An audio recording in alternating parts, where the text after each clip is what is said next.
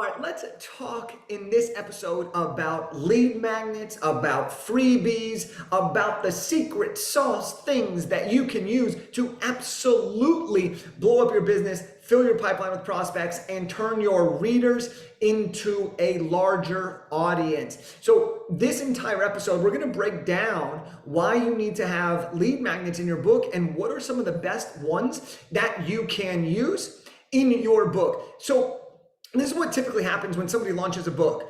People launch a book, they go on Amazon, they wait for the sales to roll in, and they get a couple sales, and then they hope that business just follows that immediately after. But here's the problem with that. What happens is you launch your book, people get excited about your book, people buy your book, but there's nowhere else for them to go. They don't know what to do next. And here is how you're going to launch it the elevated way. Here's how we're going to leverage the power of a lead magnet to fill our pipeline with high ticket prospects. So here's the process. You're going to launch your book. You're going to use a clear marketing strategy. You include free tools in your book. You convert those readers into leads who want more information, and then you turn those leads into high ticket clients. Now, this is absolutely critical because the majority of your book sales are likely to come from Amazon. And when your book sales get sold on Amazon, Amazon collects the data, you don't. So yes, you get a royalty check. Yes, you get another book sale. Yes, you get a rise through the bestseller ranks. But here's the thing. You don't get the data. You don't get the email address of somebody who purchased the book. You don't get the contact information of your actual book buyer. And so we need to change that. We need to make sure that we can capture our readers' information. And the way that we do that is through putting lead magnets in our book. Now, my personal preference here is I like to use a few throughout the book. And then at the end, I just like to have one main website where people can download whatever resource they want, and then I gift them all of the rest from that book. It makes it easier on the back end, and it makes it easier for you as the author to have less links and things to keep track of. So that's kind of my preference. And you're going to see here as I talk about these several different lead magnet ideas, why these may make sense for you, how you want to leverage them, and then ultimately, what are we going to do about this so that we can produce a ton of results? So before I get into that though, I want you to start thinking about books that you've read. The best books that I've read have given me additional resources. Maybe it's been something that gets me to take that next step. Your goal as an author, well, yes, it's to get book sales. Your goal oftentimes as an author, as an entrepreneur who's writing a book to grow their business, is to do exactly that. It's to grow your business. And the best way to grow your business is to be able to leverage people that are excited about what it is that you're doing, to get people to say, hey, I'm interested in what you have to offer. That makes them part of your funnel. It makes them have a great conversation. And then you can just kind of chat and keep guiding them, keep giving to them until they're like, you know what? I'm ready to buy. Let's do this thing. So here are the different types of lead magnets that I've used and that I recommend you can use in your book to help convert readers into into your audience, and then ultimately into buyers. So the first thing that you can use in your book as a lead magnet or a freebie is a checklist. A checklist can be really, really beneficial because it can take the information that you've laid out in paragraph form in your book and then make it very easy and actionable to implement for the reader. So let's say you are giving somebody a 10-step process. Well, if you give them the 10-step process and you're explaining it, you're giving stories, you're giving examples, well, how cool would it be to also have a PDF checklist of those 10 steps so that someone could just go to that checklist, they could see step 1, step 2, step 3, step 4, all the way through 10, boom, now they're making it happen. Another type of PDF that somebody can use is a top recommendations. So if you are writing a book and you have a variety of different technology softwares that you use in your business or that you recommend the reader use, boom, you could throw that in there. If you are writing a book and you are doing personal development, you're talking about how leaders are readers, and you mentioned some of your favorite books, you can immediately make a book checklist or a list of your top books broken down by niche. This can be so critical and so valuable. You can make a to-do list for your reader of an action item list of what to do next, right? To further the education. The goal here is that if you can create something that helps the reader say, oh my gosh, this will help me actually implement what it is that you're teaching me in the book. I need this. Then it's going to make that reader want to take that next step with you. Once they do that, you will then have their email, and then you can send them emails, you can communicate with them in a variety of different ways. And now you also know they've read your book, now they've downloaded this, they're clearly interested in the type of content that you're doing. The second type of lead magnet that you can use in your book is a webinar or a training, some sort of a video delivery method. And this is really one of my favorite things to do, because when somebody reads your book, what they're doing is they're reading the written form, right? Think of blog posts. They're reading the written form. They're not listening to it unless they're listening to your audiobook, but oftentimes you're reading the book, whether that is on Kindle, ebook, or whether that is paperback. And so to offer a recorded webinar or a training can be really beneficial, because you get to show your reader a different side of you. You get to show them your personality. You get to show them your energy. You get to show them your knowledge and how you present and how you actually teach the stuff that they're already loving in your book. This allows you to really get to know your person, and most importantly, allows your reader to really see you as like, oh, I liked what I read about in their book, but now I love their energy, the way they talk. Like, that's my person.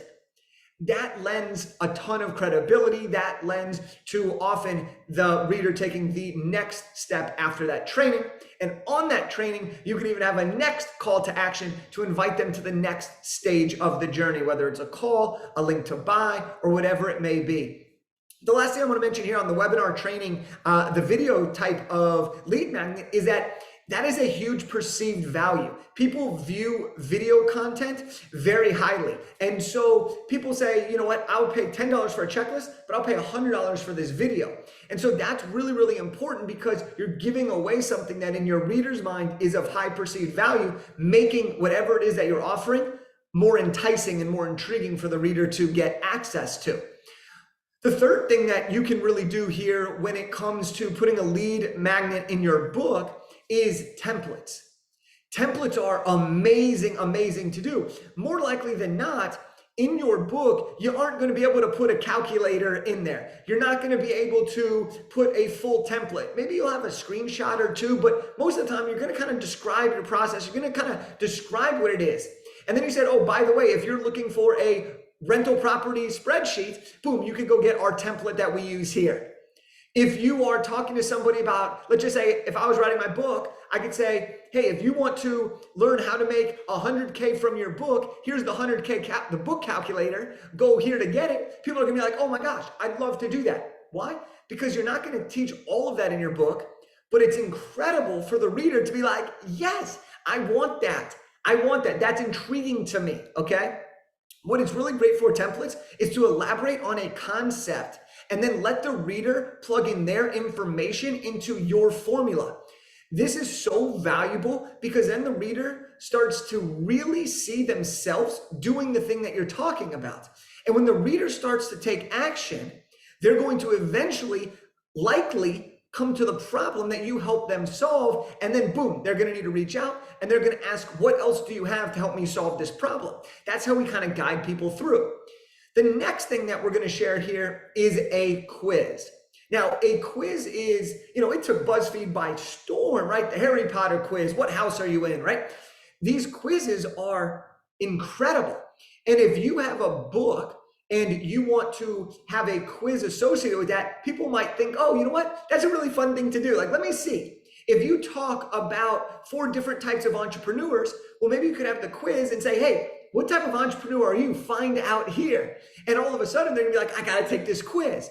Boom, you get their capture, their email. They get to see what type of entrepreneur they are. And then boom, right after they get their results, you send them more information on that particular thing, which can be a checklist or can be something related to what you shared in your book about that particular type of entrepreneur.